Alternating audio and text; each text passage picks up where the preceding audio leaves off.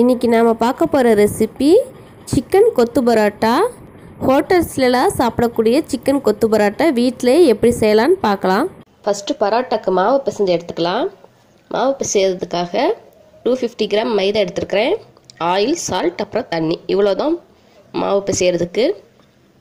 First ஒரு 2 table spoon அளவுக்கு நான் ஆயில் விடுறேன். பரோட்டாக்கு தேவையான அளவு சால்ட்.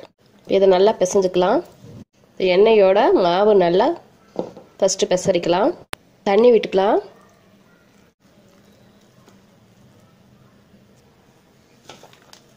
மாவு நல்லா பிசைஞ்சாச்சு. எப்போவுமே மைதாக்கு நல்லா ப்ரெஷர் கொடுக்கணும், அப்போ தான் மாவு நல்லா சாஃப்ட் ஆகும்.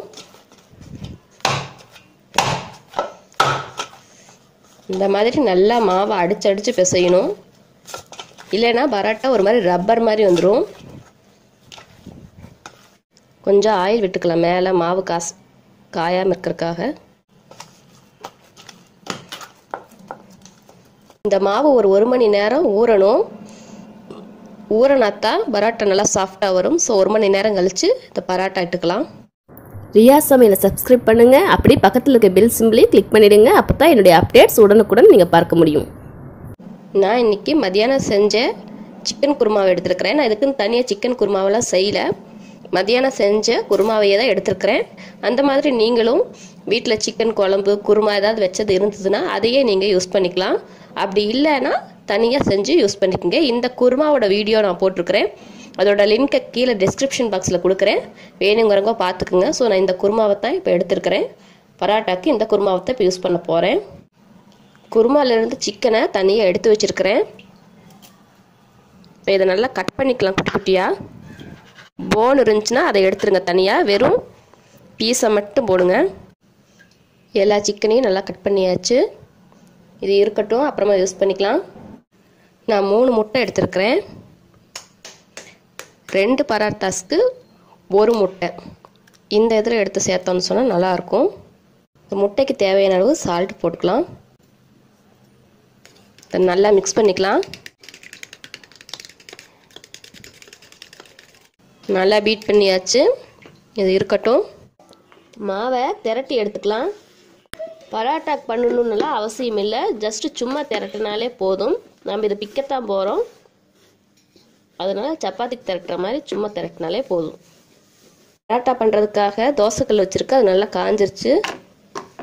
இப்போ இதில் மாவை போட்டுடலாம். எப்போவுமே பரோட்டா சுடுற மாதிரி சுட்டு எடுத்துக்கலாம்.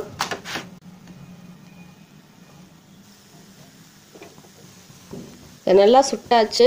இதை எடுத்துடலாம். இது நல்லா ஆறணும், ஆறட்டும். இந்த மாதிரி சுட்டு ஆறிடுச்சு இது நல்லா. இது இப்போது மிக்ஸி ஜாரில் போட்டுக்கலாம்.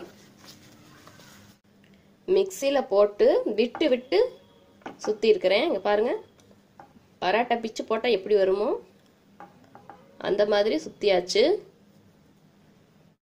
கடாய் வச்சுருக்கு. இதில் ஒரு 4 டேபிள் ஸ்பூன் அளவுக்கு ஆயில் விடுறேன். ஒரு வெங்காயம், அப்புறம் கருவேப்பிலை எடுத்துருக்கிறேன். இதை கடாயில் சேர்த்துக்கலாம். வெங்காயம் கொஞ்சம் வதங்கட்டும். வெங்காயம் வதங்கிருச்சு. இப்போ இதில் இந்த பரோட்டாவையெல்லாம் போட்டுக்கலாம். சிக்கன் பீஸை இதில் போட்டுக்கலாம். மிக்ஸ் பண்ணிக்கலாம்.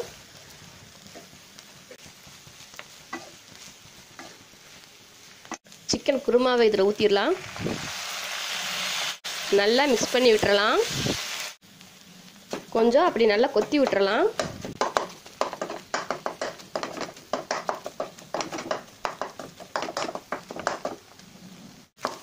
சிக்கன் கொத்து பரோட்டா ரெடி ஆயிடுச்சு.